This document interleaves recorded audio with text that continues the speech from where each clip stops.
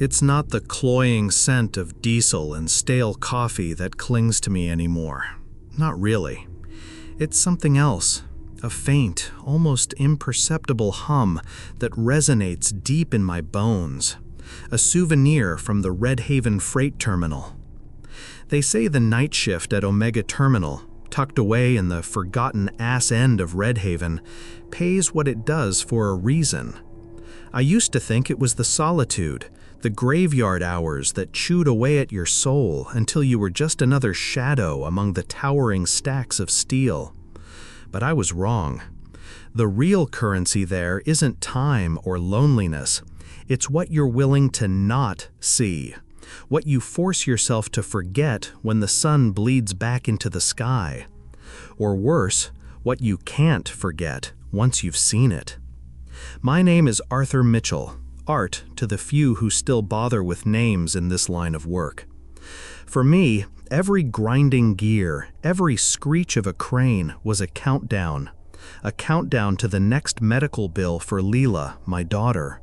Her laughter, once bright enough to cut through any gloom, had become a fragile, wheezing thing, a constant reminder of the clock ticking against us, against the funds I so desperately needed.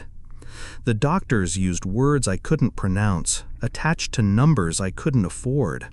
So when the whispers of triple pay at Omega Terminal reached my ears, I listened. I had to. The regular shifts were barely keeping our heads above water, and Leela deserved more than barely. The Red Haven Freight Terminal itself is a sprawling metal beast, a city of containers under a perpetual twilight of sodium lamps. Cranes like skeletal dinosaurs loom over rows upon rows of these metal boxes, each a secret, a story of transit, a destination unknown to grunts like me. But Omega Terminal was different. It was the appendix of this iron giant, isolated, rumored to handle specialized cargo. Specialized, I'd learn, was a word that stretched thin to cover a multitude of sins, a convenient label for things best left unlabeled. The air there felt heavier, charged with an unseen static, and the silence between the groans of metal was deeper, more profound. I remember the day I took the transfer. My crew chief, a grizzled man named Henderson, just shook his head, a silent judgment in his tired eyes. Omega, huh? Some guys go there, Art. Not all of them keep coming back the same. I'd dismissed it as dockworker superstition, the kind of grim folklore that festers in places where men work too long under too much pressure. But his words, they planted a seed, a tiny, cold knot in my gut that I tried to ignore. The desperation for Leela's treatment, for a sliver of hope, was a louder voice, a more insistent master. The weight of those early days, before Omega, was just the familiar ache of a body pushed too hard, the gnawing anxiety of a father watching his child fade. It was a simple, brutal math. Hours worked versus bills paid. There was a grim honesty to it, a clarity. I knew the rules of that world. You showed up, you did the work, you got your pay. There were dangers, sure, a slipped load, a faulty rig, but they were tangible, understandable. You could see them, prepare for them, sometimes even outsmart them. Omega Terminal, however, didn't play by those rules. It had its own. The hum I mentioned, it started subtly, a vibration in the soles of my boots, a pressure in my ears like an oncoming storm. At first, I blamed the ancient generators, the sheer scale of the machinery. But it was more than that. It felt attuned, as if the very air I breathed was listening, waiting. The regular terminal was just steel and concrete, but Omega felt alive, an organism with a cold mechanical pulse. And in its heart, or perhaps its gut, lay Container Z9, a name that would soon become a brand on my sanity. Leela's small, pale hand in mine, her her trusting eyes looking up at me. That was my shield against the encroaching dread. Every extra dollar from Omega was another dose of medicine, another day bought, another chance for a miracle. I told myself I was strong enough, that I could handle whatever an isolated shipping terminal threw at me. I repeated it like a mantra, a prayer to a God I wasn't sure I believed in anymore. But even then, the lights of Omega Terminal, when I first saw them from the access road, weren't welcoming beacons. They were a sickly yellow, like jaundiced eyes staring out into the industrial wasteland. They didn't illuminate, they merely held the deeper darkness at bay, a fragile truce that felt like it could shatter at any moment. The main gate, a scarred and rusted affair, groaned open with a sound like a dying beast, a fitting welcome to a place that felt less like a workplace and more like a forgotten corner of some forgotten hell. Why did I stay, even when the first tendrils of unease began to coil around my thoughts? The answer is simple and terrible. Hope. Hope for Leela. A father's hope is a desperate, dangerous thing. It can make you brave, it can make you reckless, and it can make you blind to the abyss opening at your feet. And I, Arthur Mitchell, was about to step right into it, chasing a paycheck that promised life in a place that reeked of something far, far older and infinitely less concerned with human suffering. What was truly inside container Z9, and what did it want with the night? The shift supervisor for Omega Terminal was a man named Silas Vance. He wasn't old, maybe late 40s, but he had the look of someone who'd seen too many sunrises after too many bad nights. His face was a roadmap of fatigue, eyes like chips of granite, hard and unreadable. He didn't waste time on pleasantries. He just handed me a laminated card, smudged and worn at the edges, titled Omega Terminal, Night Shift Protocols, Z9 Contingency. The pay bump, he confirmed, was contingent on absolute adherence. His voice was flat, devoid of inflection, as if the words themselves were a burden. "These aren't suggestions, Mitchell," he'd said, tapping the card with a nicotine-stained finger. "They're lifelines, yours mostly. The company, Chronofreight Corp., takes these protocols very seriously. Deviate, and you're not just out of a job, you might be out of a lot more." The unspoken threat hung heavy in the sterile air of the stramped supervisor's office, a space that smelled of ozone and something else, something faintly metallic and unsettling, like old blood. I nodded, pocketing the card, the plastic cool against my thigh. For Leela, I'd follow any damn rules they threw at me. The first few hours were almost normal, or as normal as a ghost shift in a desolate corner of a freight yard could be. I familiarized myself with the layout, the hum of the dormant machinery, the eerie quiet. The rules themselves were bizarre, a litany of specific times, actions, and prohibitions, all centered, directly or indirectly, around one particular shipping container, Z9. It sat alone in the far eastern patio, a standard 20-foot unit, unremarkable in its dull gray paint, yet it was the nucleus of this strange nocturnal ritual. The air around it did seem thicker somehow. The first rule on the list, Regroute 1. At initiating the turn, inspect a vedação do container Z9 no pátio leste. Use apenas o scanner de integridade modelo K7. Não utilize luz branca direta. Se o scanner apitar em padrão ternário, 3 bipes curtos, afaste-se imediatamente e não retorne ao pátio leste por 47 minutos. Simple enough, I thought. Strange, but simple. At 23:05 on the dot, I approached Z9, the K7, a heavy, gun-like device, in my hand. The beam it cast was a dull, pulsing red, as per instructions. I ran the scanner along the heavy rubber seals of the container doors. The device whirred softly, its digital display showing a steady green line. Integrity nominal. No ternary beeps, no drama, just a sealed box. I made a mental note. So far, so good. The chill in the air, though, was more than just the late autumn night.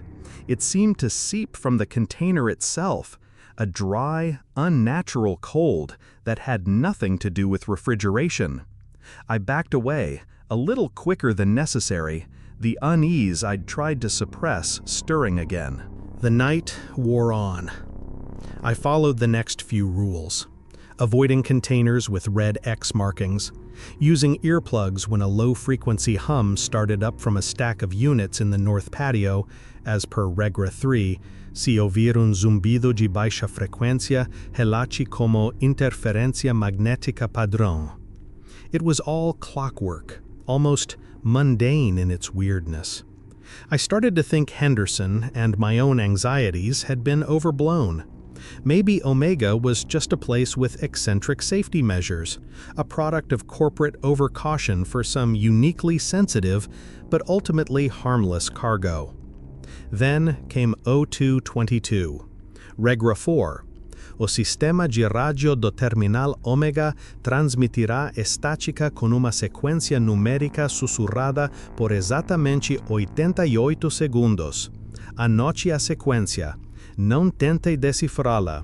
Coloque a anotação no cofre de chumbo número 3 antes das 2:25. The old radio in the terminal's main control booth crackled to life right on cue. Static hissed, and then, beneath it, a voice, or what I thought was a voice. It was less a whisper, more like the dry rustle of leaves, or air escaping a punctured lung, forming numbers. 7, 4, 9, 2. I scribbled them down on the provided notepad, my hand surprisingly steady. The voice was undeniably creepy, but it was just a recording, right? Some automated system? The 88 seconds felt like an eternity. Then, just as the rule stated, silence. I folded the note, walked to the small, heavy, lead-lined safe bolted to the wall, and deposited it. As the heavy door clunked shut, a flicker of movement outside the control booth window caught my eye. A shadow, darting between distant stacks of containers. Probably just a stray cat, or my tired eyes playing tricks. But it was the way it moved. Too fluid, too deliberate. The real crack in my composure, the first undeniable sign that this wasn't just about quirky rules, came around 0330. I was doing a perimeter check, the weak beam of my company-issued flashlight, no white light near Z9, but okay elsewhere, cutting through the gloom. As I passed a row of darkened containers, a sound stopped me. A soft, rhythmic thump, thump. It wasn't on the list of rules, no instruction to ignore it, no protocol for reporting it. It was coming from inside one of the standard anonymous containers, one with no special markings. My blood ran cold. It sounded, disturbingly, like a heartbeat, a very, very large one. And it wasn't supposed to be there. The thumping, that aberrant heartbeat in the dark, was the first thread to unravel. It wasn't covered by Vance's laminated card of dread, no neat little rule to tuck it away into a box labeled ignore. I stood there, rooted to the spot, the cold seeping up from the asphalt through the soles of my boots. The sound was deep, resonant, vibrating through the metal walls of the container before me. It wasn't mechanical, not the rhythmic clang of faulty machinery or the settling of cargo. This was organic, imbued with a chilling vitality that had no place in a sealed steel box.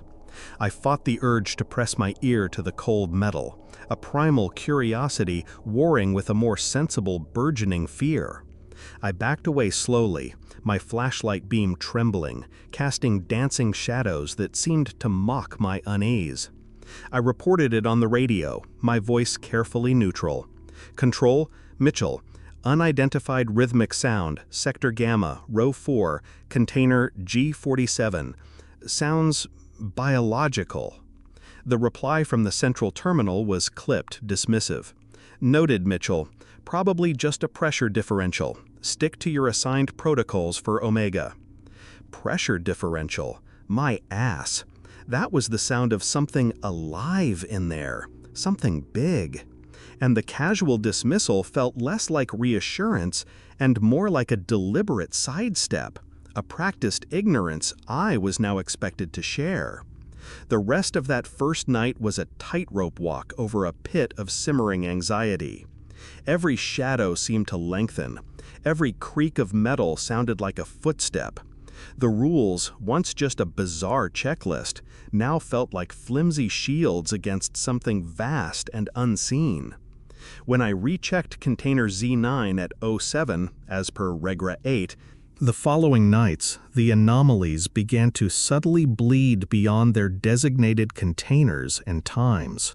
The low-frequency hum, Regra 3, that I was supposed to hear only from certain sectors started to emanate faintly from Z9 itself, a deep thrumming that vibrated in my teeth.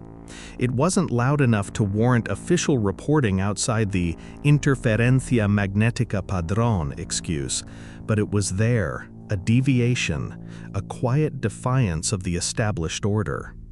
The air around Z9 also began to shimmer. Not just the cold, but a visible distortion, like heat haze on a summer road, even in the dead of night. Regra 7 mentioned this, the need to acione o protocolo de estabilización sonora if it got bad. It wasn't bad yet, just present. Then came the incident with the radio transmission, Regra 4. The dry, rustling voice was still there, counting out its cryptic sequence. But this time, woven into the static, almost too faint to discern, I heard another sound. A child's whimper. Just a fragment, a sliver of sound, but it was unmistakably Leela's. My heart seized. It was impossible. A cruel trick of my exhausted mind, surely. But the cold dread that washed over me was all too real. I scribbled the numbers down, my hand shaking so violently the digits were nearly illegible, and practically threw the note into the lead-lined safe. The Carga Viva Protocolo Celeste rule, Regra 5, also decided to make an appearance, or rather, a non-appearance. My manifest listed a new container arriving, designated CV001. But when the automated flatbed delivered it to the designated spot in Omega's receiving area, there was nothing there. The system insisted it was present, its sensors pinging. My eyes told me otherwise. An empty space where a 20-ton steel box should be. Ignore sua presencia física, mesmo que o veja, ele não está lá, the rule stated. How do you ignore the absence of something that's supposed to be there? The paradox was a knot in my brain. One night, during the 0404 light flicker in the Patio Oeste, Regra 6, as I was dutifully locked in the Kais B control room, the main power board in front of me didn't just stabilize, it arced. Blue sparks showered down, and the acrid smell of burnt circuits filled the small room. The lights outside didn't just flicker, they pulsed in a complex, almost intelligent pattern before shorting out completely in that sector for a full minute longer than the approx 3 minutos stated. It was another deviation, another sign that the established parameters were becoming suggestions rather than absolutes. The most unsettling escalation, however, involved Z9 directly. One evening, as I approached for the initial 2305 scan, the K7 didn't just give a nominal reading. Its screen glitched, filled with static, and then, for a horrifying second, displayed a string of characters that weren't English, not numbers, not any human script I'd ever seen. They glowed a malevolent red before the device reset itself to integrity nominal.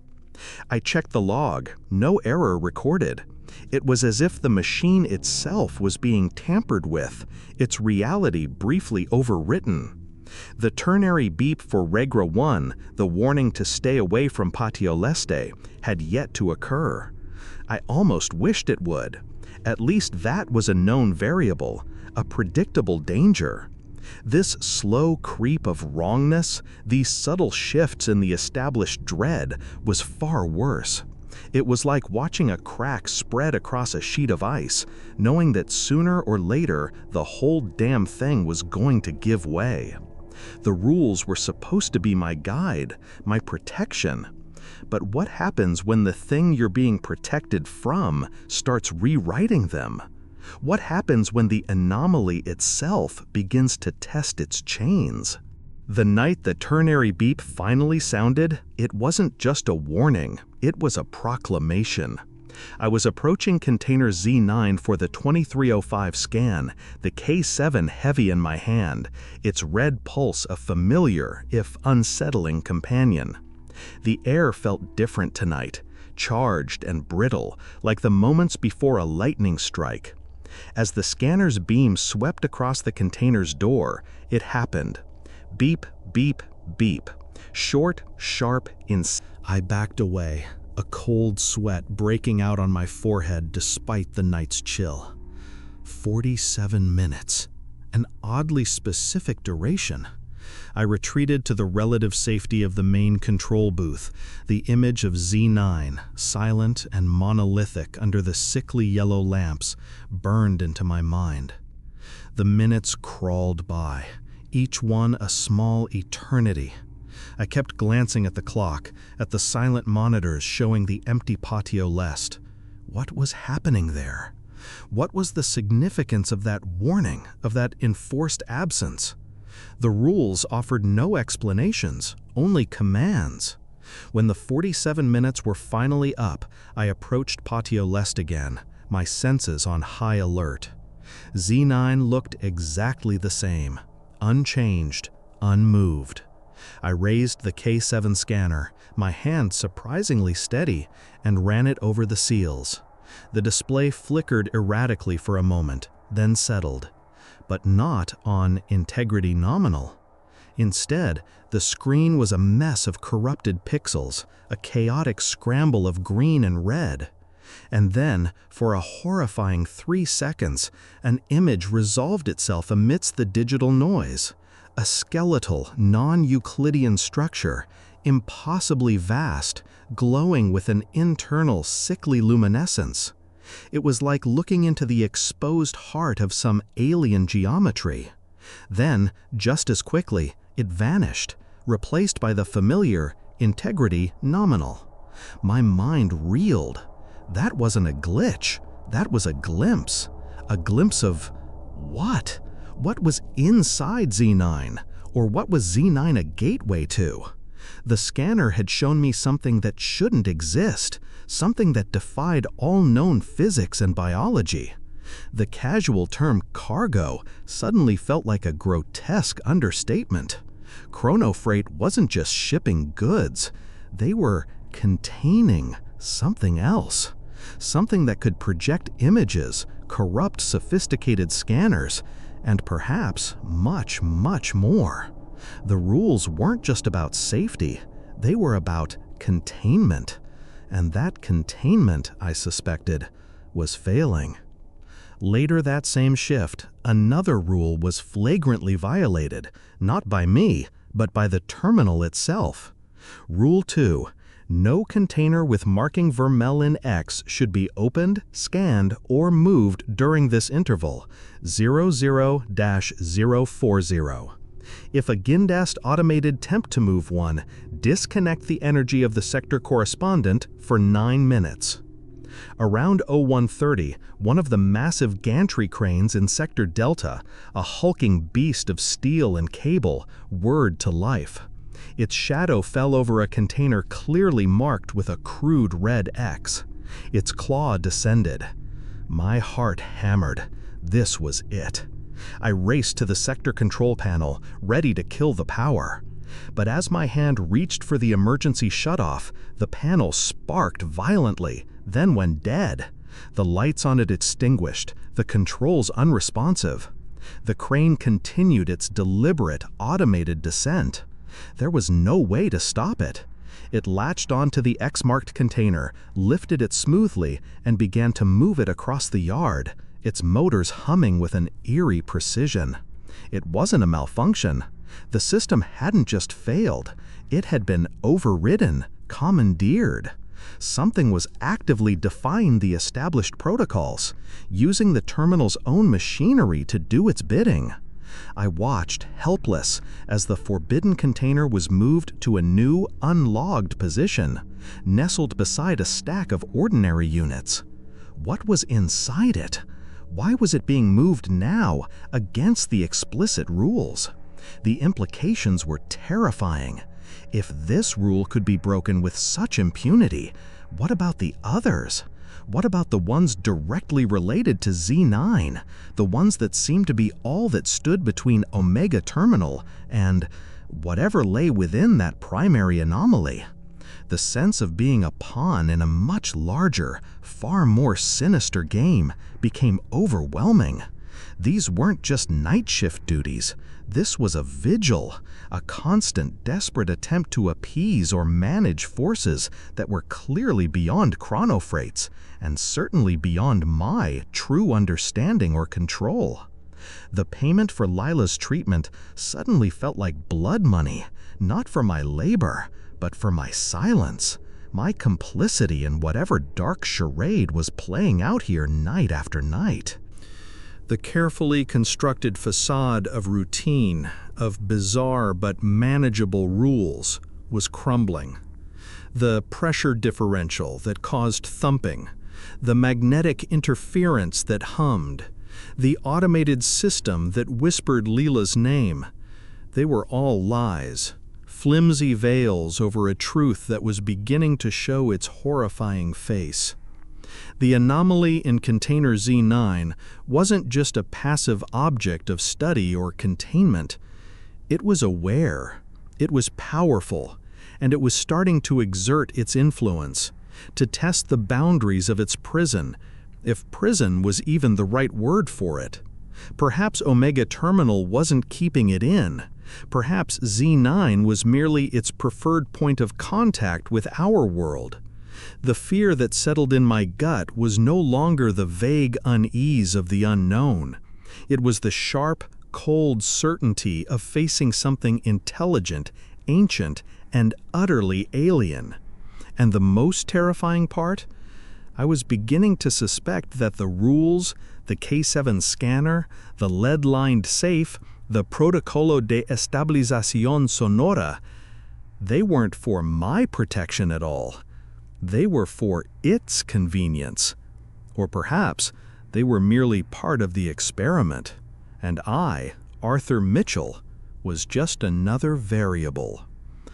The sight of that crane, a puppet dancing to an unseen master's tune, shattered my remaining composure. The next morning, or rather, as the gray, indifferent dawn began to stain the eastern sky, I didn't just clock out.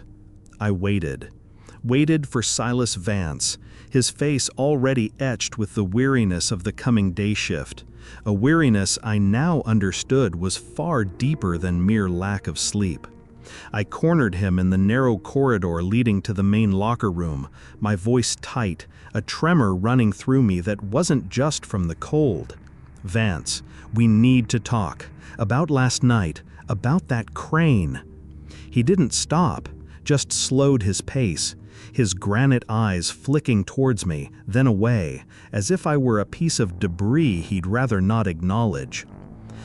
"Crane malfunctioned, Mitchell. Logged it. Maintenance is looking into it. Stick to your protocols. That's all you need to worry about." His tone was dismissive, almost bored, but there was a tension in his jaw, a flicker in those dead eyes that told me he was lying. He knew. He knew it wasn't a simple malfunction.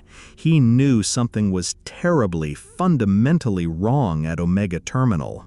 Malfunction? Vance, it bypassed the emergency shutoff. It moved an X container against protocol. I pressed, stepping in front of him, forcing him to stop. The corridor suddenly felt claustrophobic, the hum of the terminal's life support systems a menacing drone. And Z9, the scanner showed me something, not a cargo reading, something else. I didn't specify what I saw, the non-Euclidean nightmare. I wasn't sure he'd believe me, or if believing me would make things better or worse. For a moment, something flickered in his eyes. Surprise? Fear? It was gone as quickly as it appeared. He finally looked at me then, truly looked, and his gaze was cold enough to freeze mercury. "You're seeing things, Mitchell. Stress of the night shift. Or maybe you're not cut out for Omega. Some aren't." He took a step closer, his voice dropping to a low, dangerous murmur. "Chronofreight has a lot invested here. They don't appreciate complications. Or employees who imagine things. You have a daughter, right? Leela? Pretty name. Be a shame if her father lost a good-paying job over shadows." The veiled threat was unmistakable, a cold hand squeezing my heart. He knew about Leela. Of course he did. They knew everything. The mention of Leela, that casual, almost predatory drop of her name, extinguished the fight in me, replacing it with a chilling dread. He wasn't just a supervisor. He was a gatekeeper, a warden in this technological madhouse, and he was making it clear that my silence was part of the job description. I stepped back, the anger draining out of me, leaving a residue of fear and helplessness. "Yeah," I mumbled. "Guess I'm just tired." Vance nodded curtly, a ghost of a smirk on his lips, and brushed past me. The scent of stale cigarettes and that faint, That encounter with Vance was a turning point. The isolation I felt before was nothing compared to this. I was truly alone, a tiny cog in a vast, uncaring machine that was actively hostile to any attempt at understanding. The rules weren't safeguards. They were muzzle and blinders. And Silas Vance, he was the one holding the leash. The thought that Chronofreight was not just aware of the anomalies, but perhaps even cultivating them, or at least complicit in their existence, began to take root in my mind. What kind of investment required such bizarre, dangerous protocols? Driven by a new, desperate need for answers, I started to dig, cautiously. During my off hours, when I should have been catching up on sleep, I scoured the Omega Terminal's antiquated digital archives, accessible through a forgotten terminal in the disused records room. Most files were corrupted or encrypted beyond my limited skills. But then I found it, a fragmented, password-protected maintenance log, older, from before Vance's tenure. One name kept appearing in the damaged entries: Elliot Granger. And his notes, what little I could decipher, spoke of containment breaches, unstable emanations from Z9, and increasingly erratic system behavior. The final entry from Granger was dated nearly 2 years prior. It was brief, almost frantic. Z9 is aware. It's learning the system. The protocols are becoming suggestions. It showed me things. I have to report this to someone, outside, someone who'll listen. After that, Elliot Granger's name vanished from all Omega Terminal records. No transfer, no resignation, no termination. Just gone, like a ghost, like a warning. The parallels to my own experiences, my own dawning horror, were undeniable. He'd seen it too. He'd tried to speak out, and he'd disappeared. The weight of that discovery was crushing. I wasn't just dealing with a strange phenomenon. I was caught in a conspiracy, a cover-up where human lives were expendable. My fear for Leela intensified, but now it was compounded by a fear for myself, for what might happen if I pushed too hard, if I became too much of a complication. The desire to protect my daughter warred with the primal instinct for self-preservation. Every night I walked into Omega Terminal, I felt like I was stepping into Granger's shoes, walking a path that had already claimed at least one victim. The money, once a beacon of hope, now felt like a chain binding me to this place, to its secrets, to its ever-escalating madness. The line between observer and participant was blurring. The anomaly in Z9 was no longer just a subject of strange rules. It felt like an active presence, its intelligence brushing against mine in the dark. And Chronofreight, with Vance as its enforcer, was determined to keep me quiet, to keep me watching. Until what? Until I, too, vanished like Elliot Granger, another forgotten footnote in the terminal's grim history? The question hung over me, a suffocating shroud. The fragile truce I'd maintained with my sanity, the carefully constructed illusion that I could somehow navigate this nightmare and emerge unscathed, shattered on a Tuesday night. Or perhaps it was early Wednesday morning. Time had started to lose its crisp edges in Omega Terminal, smearing together into a continuous loop of dread and vigilance. It began, as these things often did, with a rule. Regra 4, the 0222 AM radio transmission. I was in the control booth, pen poised over the notepad, bracing for the dry, rustling numbers. Perhaps another fleeting, heart-stopping whisper of Leela's name buried in the static. The radio crackled to life, the familiar hiss filling the small room. But this time, there were no numbers, no sibilant counting. Instead, a voice emerged from the static, clear and chillingly distinct. It was a woman's voice, calm, almost clinical, like a doctor delivering a terminal diagnosis. "Arthur Mitchell," it said, and my blood turned to ice. It wasn't just a random whisper, it was direct address. "We know about Leela. Her condition, SYNGAP 1, isn't it?" My breath caught in my throat. How could it know these specifics? SYNGAP 1.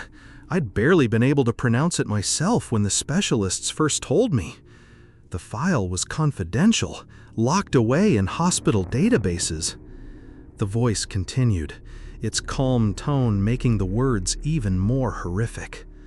"Chronofreight's insurance is adequate, for now. But true recovery, a reversal, that requires something more specialized, something we, or rather it, can offer. Consider this a preliminary consultation." The word "it" hung in the air, pregnant with unspoken meaning. Then the voice shifted, deepened, became layered with 1,000 other whispers, the dry rustle I'd come to associate with Z9, but magnified, intensified. She could be whole, Arthur, laughing again, truly laughing. No more pain, no more decline. A gift for a service. The static swelled, a roar of white noise that felt like it was tearing at the inside of my skull. And then, abruptly, the radio went dead. Not just silent, dead. A wisp of smoke curled from its speaker grill. The offer, as it called itself, was a violation so profound it fried the very circuits designed to deliver it. I stumbled back from the console, my heart a frantic drum against my ribs. This wasn't just an anomaly anymore. It was an intelligence, a power that could access private information, that could communicate directly, that could tempt. The implications were staggering. The rules, the protocols, they were a farce. Z9 wasn't being contained. It was observing, learning, and now it was negotiating. And the currency it dealt in was the most precious thing in my world, Lila's health. The service it required remained terrifyingly vague, a blank check I was sure would cost my soul. As if to punctuate this horrifying revelation, a new sound ripped through the night. The screech of tortured metal, a groan so profound it seemed to shake the very foundations of the terminal. I rushed to the window, my gaze sweeping across the dimly lit expanse of Omega. And there it was, the massive, reinforced doors of Container Z9, the ones I meticulously scanned every night, the ones that were supposed to be sealed with impenetrable locks and layers of unseen technology, were opening. Slowly, inexorably, they were parting, not forced from the outside, but pushed from within. A darkness spilled from the opening, a void so profound it seemed to swallow the sickly yellow light of the terminal lamps. It wasn't just the absence of light, it was an active, hungry blackness, a patch of unspace that eddied and flowed like liquid night. There was no cargo visible, no machinery, just this consuming emptiness.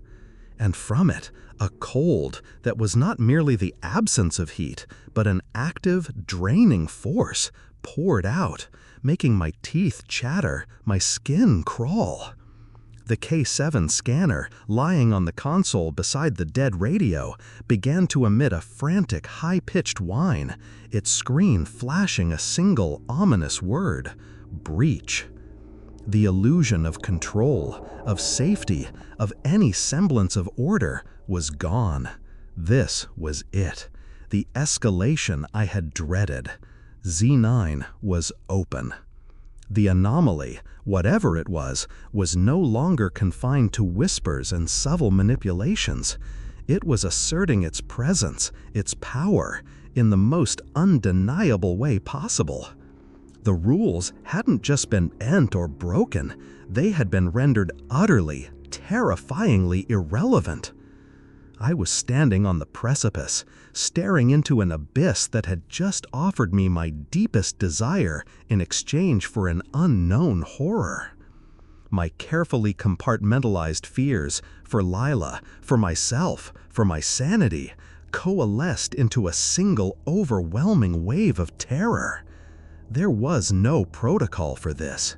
No entry on Vance's laminated card for what to do when the eldritch abomination in Z9 offers you a deal for your daughter's life and then tears a hole in reality.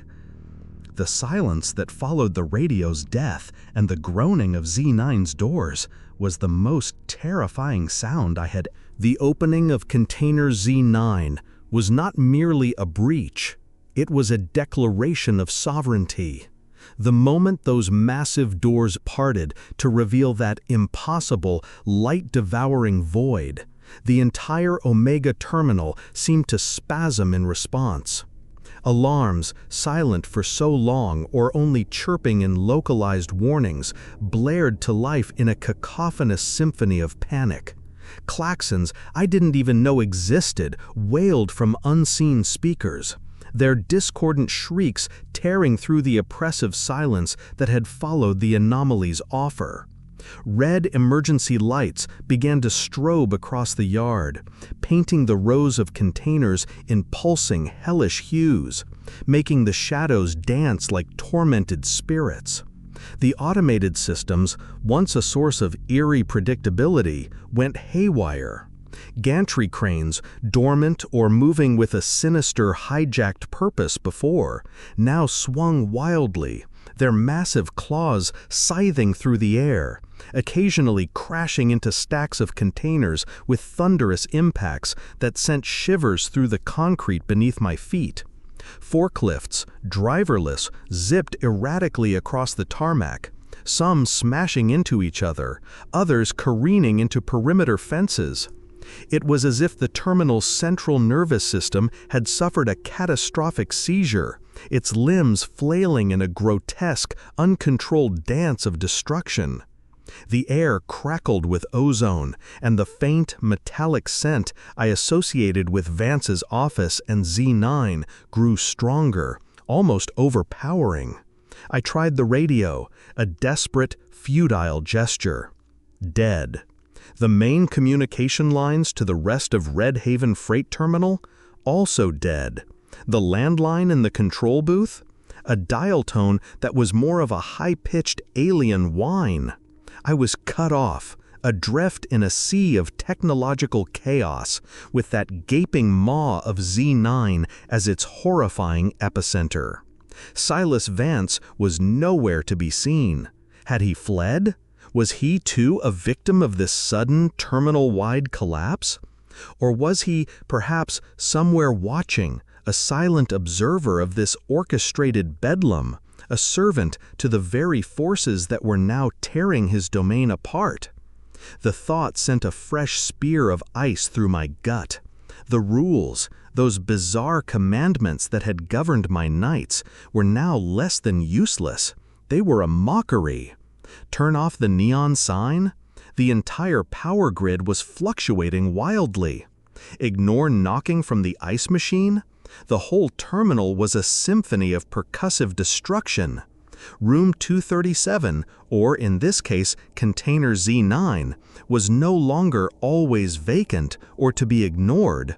It was the screaming, undeniable heart of the chaos. The carefully constructed reality of my shifts, with its prescribed fears and ritualistic observances, had been torn down, revealing the raw, untamed horror beneath. My own programming, my instinct to follow procedure, to report, to seek guidance, faltered and died. There was no procedure for this, no one to report to, no guidance to be found, except perhaps in the terrifying clarity of the anomaly's earlier message. It had made an offer, a Faustian bargain for Leela's life, and now it was demonstrating its power, its ability to shatter the world around me, perhaps as a warning, perhaps as an incentive.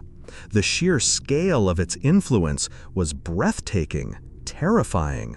It wasn't just in Z9. It was Omega Terminal, or at least it was rapidly becoming so. The need for money, the driving force that had brought me to this cursed place, seemed almost insignificant in the face of this existential breakdown.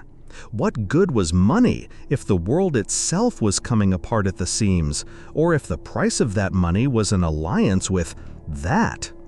Yet the image of Leela, her small, trusting face, her weakening body, burned brighter than ever in my mind.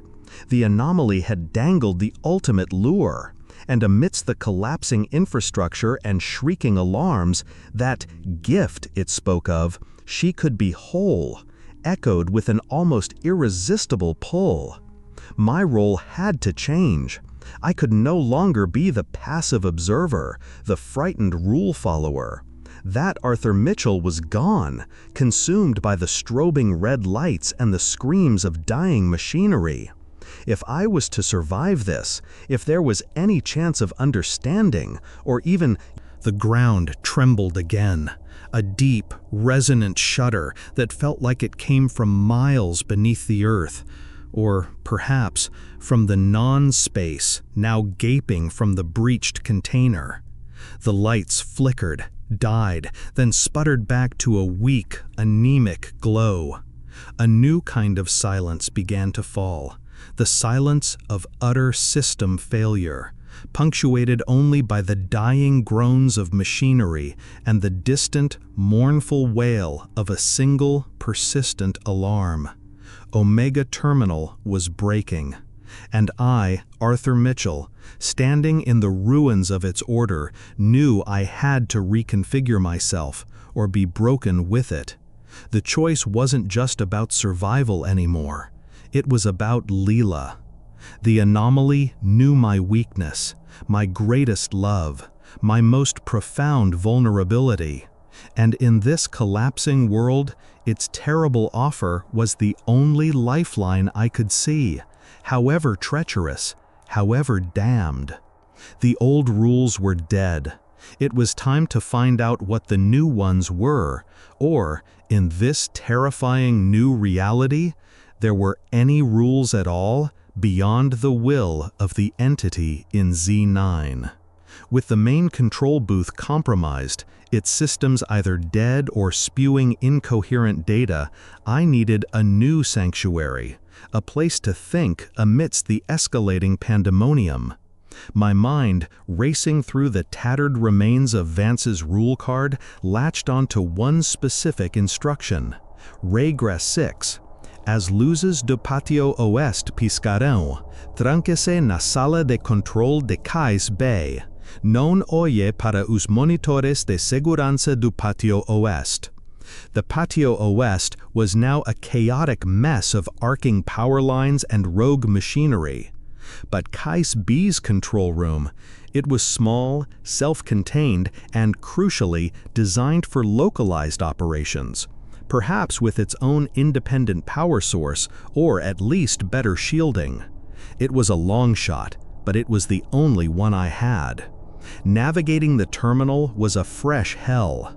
Fallen containers blocked pathways, live wires snaked across the wet tarmac like angry electric eels, and the air thrummed with an almost palpable energy, a pressure that made my ears pop and my vision swim. The gaping void of Z9 pulsed in the distance, a constant, silent taunt. Each step was a gamble, each shadow a potential new horror. But the thought of Elliot Granger's fate, of his vanished warning, and the chilling offer for Leela propelled me forward. I had to find something, anything, that could give me an edge, a piece of leverage in this insane cosmic game. Reaching the Cais B control room felt like breaching a fortress.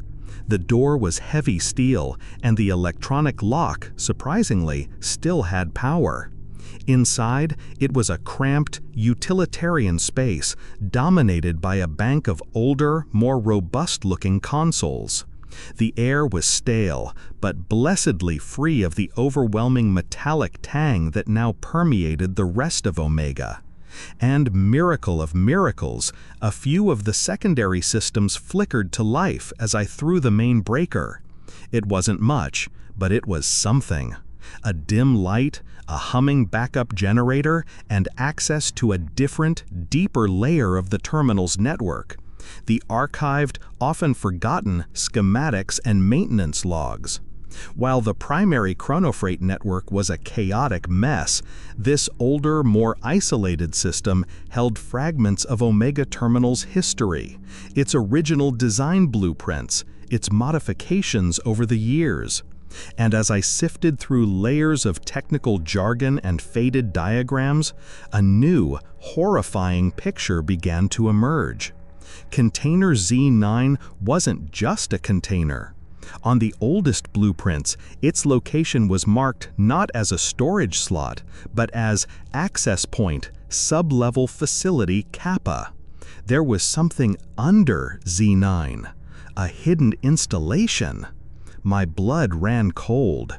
This wasn't just about storing something dangerous. Chronofreight had built a dedicated facility around it, or perhaps for it. I cross-referenced this with the fragmented diary entries I'd found from Elliot Granger. His later, more frantic notes, the ones I'd struggled to decipher before, now clicked into place.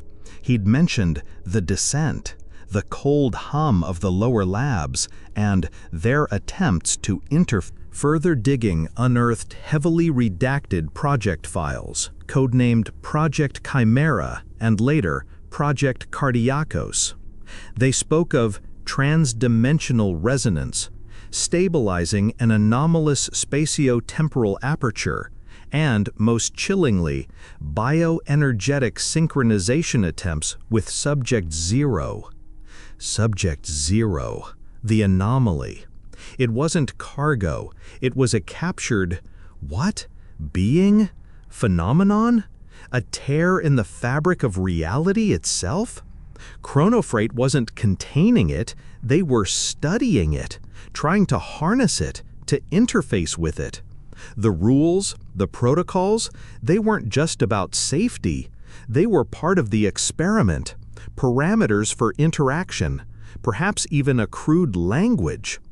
The K7 scanner, the specific frequencies of the Protocolo de Estabilización Sonora, Regra 7, the lead-lined safe for the radioed numbers, they weren't random. They were tools, probes, offerings. And the employees, like me, like Granger, we were the unwitting lab rats, the canaries in this trans-dimensional coal mine. Our reactions, our sanity, perhaps even our biological responses, all data points for Chronofreight's monstrous experiment. The realization was a physical blow, knocking the air from my lungs. The sheer cold-blooded cynicism of it was staggering. But with this horror came a sliver of understanding, a potential path. If Chronofreight was trying to interface, to communicate, then the anomaly was, to some extent, responsive. It had communicated with me, made an offer. The Protocolo de Estabilización Sonora, Regra 7, stated, "Accione por 6 minutos. No se aproxime a menos de 50 metros." What if those specific frequencies weren't just for stabilization? What if, modulated correctly, they could be used for something more? Granger's notes mentioned frequency shifts and unexpected resonance patterns before his entries ceased. A desperate, audacious idea began to form in my mind. The anomaly wanted a service. It had demonstrated its power over the terminal, over information, perhaps even over biology itself, if its offer for Leela was genuine. The sublevel facility beneath Z9 was its sanctum, Chronofreight's interface point. If I could reach it, if I could somehow manipulate their own systems, perhaps I could do more than just passively receive its pronouncements. Perhaps I could negotiate from a position of something other than abject terror, or at least understand the true cost of its gift. It was a terrifying gamble, but inaction, or simply fleeing, felt like a death sentence, for me and for Leela's last hope. The Kais B control room, once a desperate refuge, now became my staging ground. The knowledge of the sublevel facility beneath Z9, of Chronofreight's grotesque experiments, had shifted something within me. The raw terror remained, a cold serpent coiled in my gut, but it was now shot through with a desperate, almost manic resolve. I was no longer just a victim of circumstance. I was a man with a terrible choice, and an even more terrible opportunity. The anomaly had made an offer for Leela. To even consider it, I needed to understand what service it demanded, what price it would exact. And for that, I had to go to it, to its heart. My plan was born of equal parts desperation and the fragmented clues left by Elliot Granger and Chronofreight's own damning archives. The Protocolo de Estabilización Sonora, those specific acoustic frequencies broadcast across the yard via Regra 7. Granger's notes hinted that the anomaly was peculiarly sensitive to them, that slight variations could elicit responses. Chronofreight used them for stabilization. I wondered what would happen if they were used for destabilization, or for focused communication, a specific, resonant call. The Kais B control panel, though old, had manual overrides for the terminal's acoustic emitters, a system rarely used, probably forgotten by current Chronofreight engineers. It took hours, hunched over the glowing schematics, my fingers tracing archaic circuit diagrams, my mind racing. The terminal outside was a cacophony of dying systems and the eerie, pulsing silence from the breached Z9. I had to bypass safety lockouts, reroute power from failing sectors, and essentially hotwire a system designed for broad dispersal to focus its output. My goal? To send a modulated acoustic signal, not across the entire yard, but directly towards the sub-level access point I now knew lay concealed beneath Z9. A signal that wasn't just noise, but a question, an acknowledgement of its offer, a request for parley.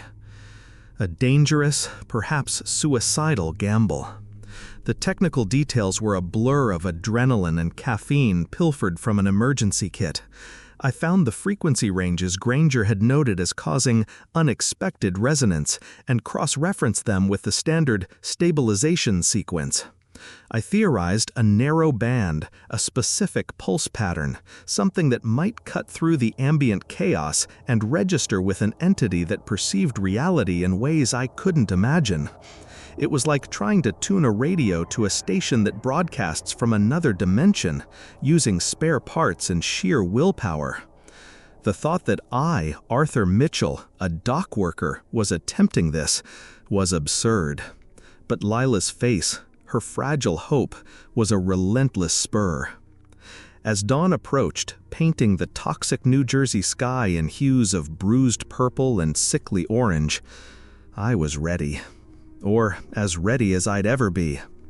The focused acoustic emitters, jury-rigged and drawing unstable power, hummed with a dangerous energy. I took a deep breath, the air in the control room thick with the smell of hot electronics and my own fear. My finger hovered over the activation stud. This was it. No more hiding, no more passive observance. I was deliberately knocking on the door of something that had already demonstrated its ability to shatter my world. With a muttered prayer for Lila, for myself, I pressed the stud. A low, guttural thrum filled the KSB control room, vibrating through the floor, up my legs, into my chest. It wasn't deafeningly loud, but it was penetrating.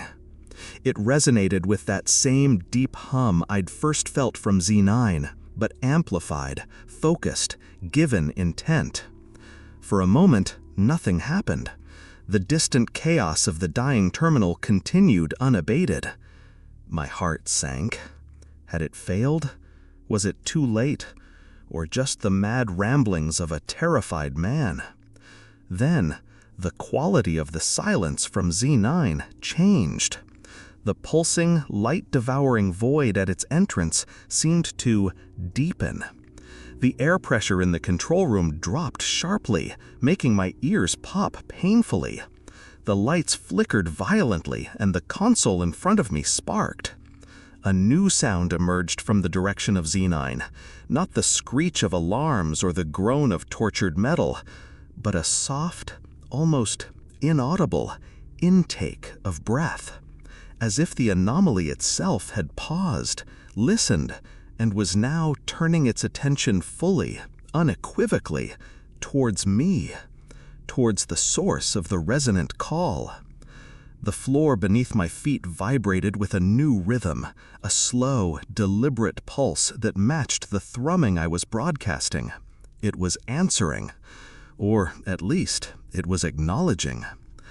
The access hatch to the sub-level facility, a heavy concrete slab disguised as part of the Z9 loading bay floor according to the schematics, was my next target. I had no key, no authorization, but I had a feeling that if the anomaly wanted me down there, the way would be made clear. The question was, what would I find when I arrived? And would I ever come back? I shut down the acoustic signal, the sudden silence almost as unnerving as the thrum. My comlink, useless for hours, crackled faintly, not with static, but with a single, drawn-out whisper, a sibilant hiss that seemed to form a single word in my mind, a word that wasn't a word, but an invitation. Come. The path was open. The decision, however, was still mine. To face the absolute, to step into the heart of the Omega Terminal's madness, all for a chance, a sliver of impossible hope for my daughter. The journey from the Case B control room to the gaping maw of Container Z9 was like traversing a freshly scarred battlefield in the moments after a ceasefire. An eerie quiet punctuated by the death rattles of the Omega Terminal. The strobing emergency lights had mostly failed, casting the yard in a gloom deeper than any night I had yet experienced here. The air was cold, unnaturally still, and carried the scent of ozone, burnt circuits, and something else. A dry, ancient dust, like air from a long-sealed tomb, or perhaps from a place that had never known air at all.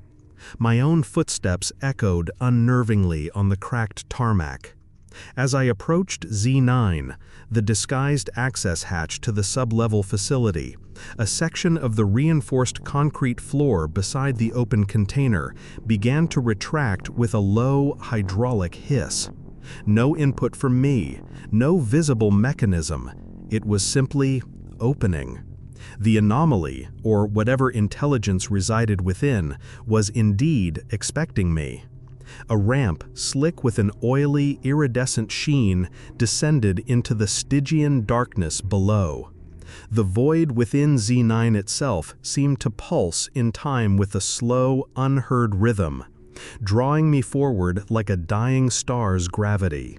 My heart hammered a frantic cadence against my ribs, a counterpoint to that silent, cosmic beat. Stepping onto that ramp was an act of surrender, an abdication of reason.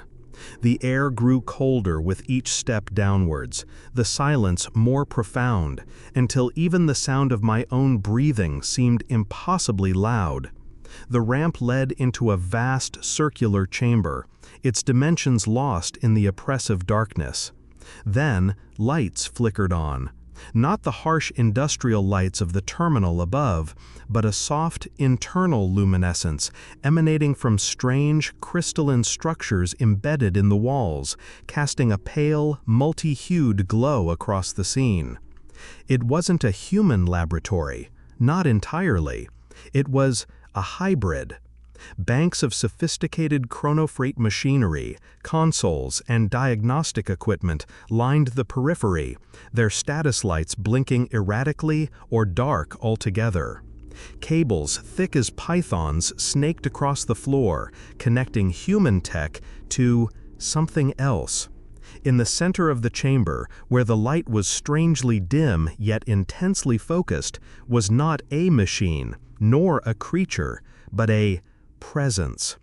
It was a tear in the fabric of space-time, a shimmering, unstable aperture of impossible geometry, colors that had no name, and depths that hinted at universes beyond human comprehension. This was Subject Zero, the anomaly. It was beautiful and terrifying in equal measure, a wound in reality that bled pure, raw otherness. And then I saw them. Figures slumped in high-tech interface chairs, wired directly into the chronofreight machinery that, in turn, seemed to feed into the shimmering rift. One of them was Silas Vance, his eyes wide, vacant, a thin trickle of drool escaping his lips. His chest rose and fell shallowly. He was alive, but not present. Another figure, gaunt, almost mummified, I recognized with a jolt from an old ID photo in the fragmented logs. Elliot Granger. He hadn't vanished, he'd been assimilated. They were human batteries, or perhaps organic processors for Chronofreight's insane experiment. Or worse, for the anomaly itself. Arthur Mitchell. The voice wasn't auditory. It bloomed inside my skull, a chorus of whispers, ancient and young, male and female, a symphony of consciousness that was both intimately personal and terrifyingly vast. The shimmering rift before me pulsed, and images, sensations, knowledge flooded my mind. I saw the birth and death of stars, the silent scream of galaxies colliding, the intricate dance of subatomic particles, the sheer, crushing insignificance of human existence against the backdrop of cosmic time. I saw the anomaly's own existence, if such a word applied, a being or a state of being from a continuum so alien it made our universe seem like a child's drawing. It showed me Lila, not as she was, frail and fading, but as she could be. The service, I managed to think, the effort of forming a coherent thought amidst the torrent of alien understanding immense. What is the service? The rift shimmered, and I felt a sense of amusement, consideration. We are disconnected. This vessel, and I felt it indicate the sub-level facility, perhaps even Z9 itself, is a crude anchor. Chronofreight sought to use us, to draw power, knowledge. They are insufficient. Their minds break, their forms decay. I saw glimpses of failed experiments, of researchers driven to madness or physical dissolution. We require a conduit, a conscious, willing mind to bridge the realities, to observe, to translate, to be our senses in this texture of existence.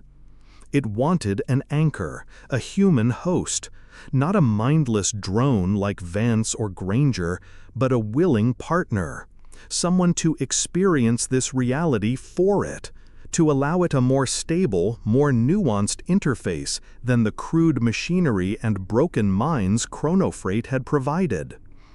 You, Arthur Mitchell, your grief, your love for your offspring, these are strong, coherent patterns.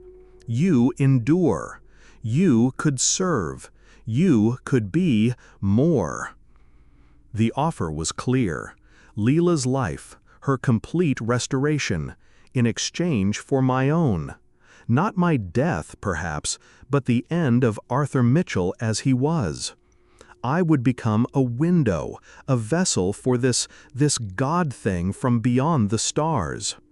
The weight of the cosmos pressed down on me. The vastness of the anomaly's being, the sheer, terrifying scale of its offer, of its price. I looked at the vacant eyes of Silas Vance, at the desiccated husk of Elliot Granger. Was this Leela's only hope? To trade my humanity for her future?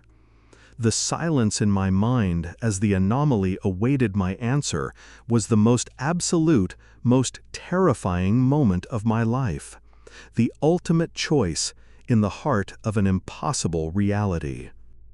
In that abyssal silence, surrounded by the humming, alien glow of the sub-level chamber and the vacant stares of Chronofreight's human sacrifices, my decision formed.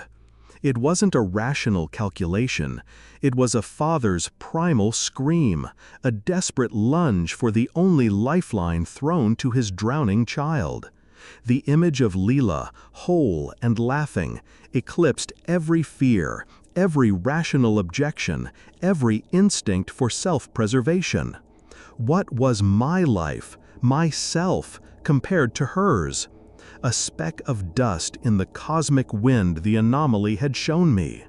I focused on the shimmering rift, the wound in reality, and projected my answer with all the will I possessed.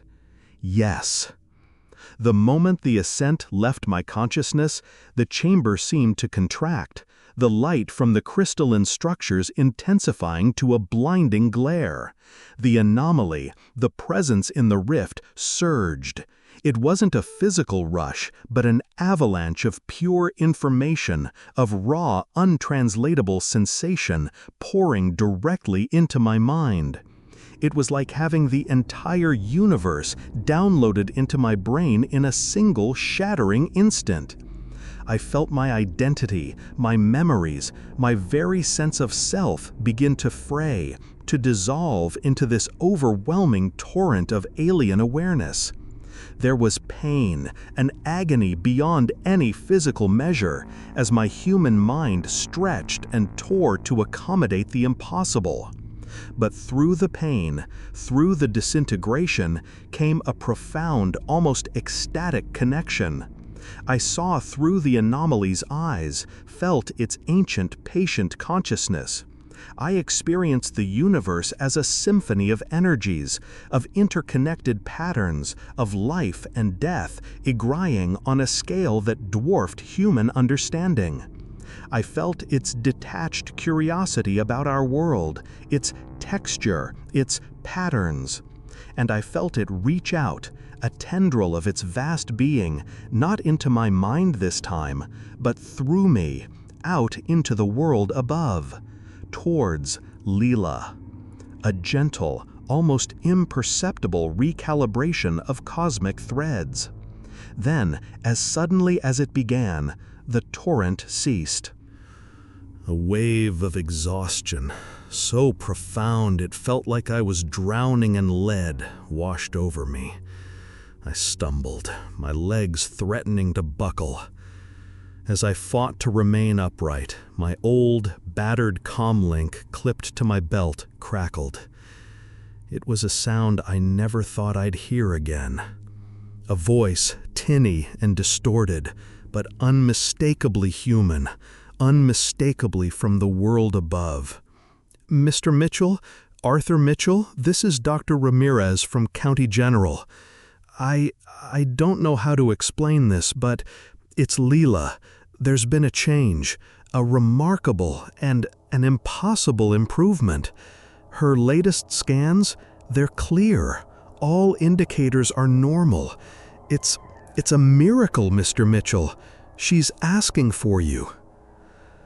Tears streamed down my face, mingling with the strange cold sweat. It was done. The price had been paid. Leela was whole. The anomaly had kept its monstrous bargain. I felt a faint, internal echo, the anomaly's awareness brushing against mine, a sensation that was no longer invasive but familiar. The pattern is corrected. The conduit is established. The connection was permanent. I was no longer just Arthur Mitchell.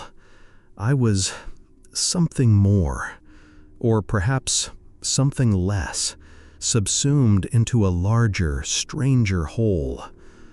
The thought should have terrified me, but all I could feel was a vast, hollow relief and an equally vast, unnameable sorrow. I managed to find my way out of the sublevel, back up the ramp into the ravaged, silent Omega terminal.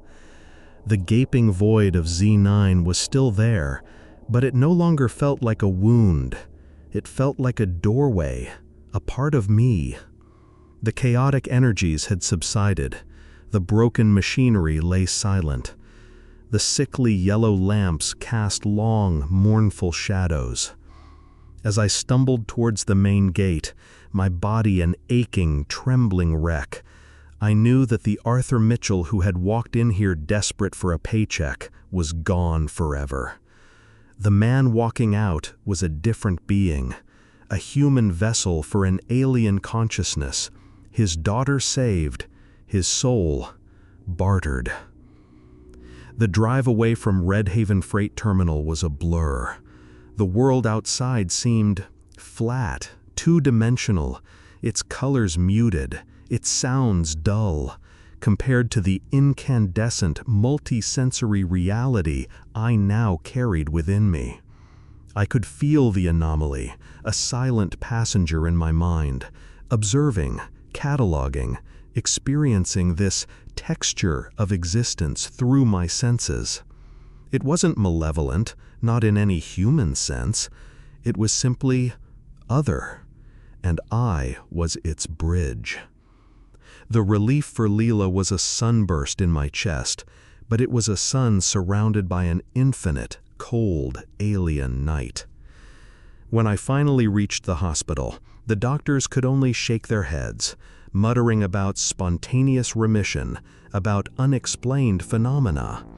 Leela, my Leela, was sitting up in bed, her eyes bright, her laughter, when she saw me, no longer a fragile, wheezing thing, but clear and strong, the most beautiful sound in any universe. She threw her arms around me, and for a moment I was just a father holding his healthy child.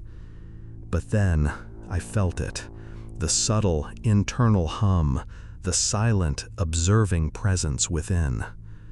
The price, the transformation. It was real. It was permanent. Months have passed since that night at Omega Terminal. Leela is a whirlwind of energy, a vibrant testament to a bargain struck in the deepest, darkest heart of an impossible reality. She remembers nothing of her illness, only a vague sense of a long, bad dream from which she has gloriously awakened. The doctors still speak of her case in hushed, awestruck tones, a medical anomaly they will study for years, never knowing the true, unearthly nature of her cure.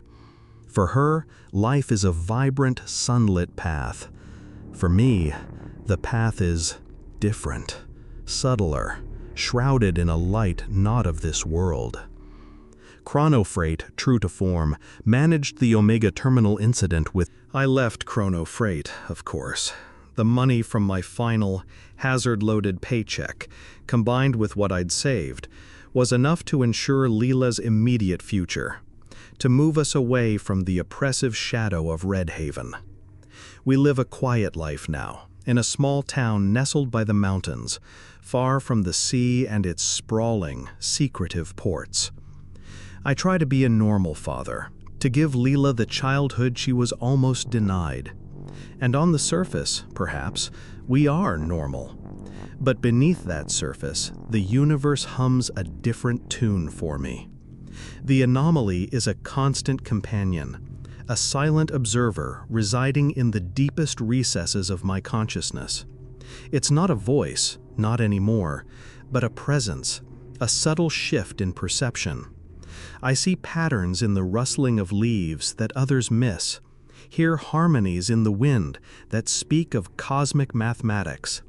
The world, through its eyes, is a place of breathtaking complexity and terrifying beauty. It learns through me, experiences the mundane, the taste of coffee, the warmth of the sun, the intricate dance of human emotion, with a detached, ancient curiosity. It is not unkind, it is simply alien. Sometimes I feel its attention shift, focus on something distant, beyond my human ken. A tremor in the fabric of space-time, a whisper from another aperture, another subject zero, perhaps, stirring in some forgotten corner of the globe. Are there others like Z9? Other entities? Other conduits like me? The thought is both isolating and strangely connecting. Am I part of a network I cannot comprehend? A sensory organ for a being that spans galaxies? The old rules of Omega Terminal are gone, meaningless sigils of a bygone terror. But new rules, unspoken, unwritten, now govern my existence. I am a bridge. I am a window. My life is no longer solely my own. The service I provide is ongoing, passive yet absolute.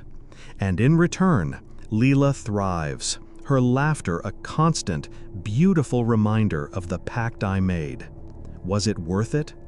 Every time I see her run, every time I hear her sing, every time her healthy hand slips into mine, The answer screams yes, a resounding affirmation that drowns out the subtle cosmic hum within.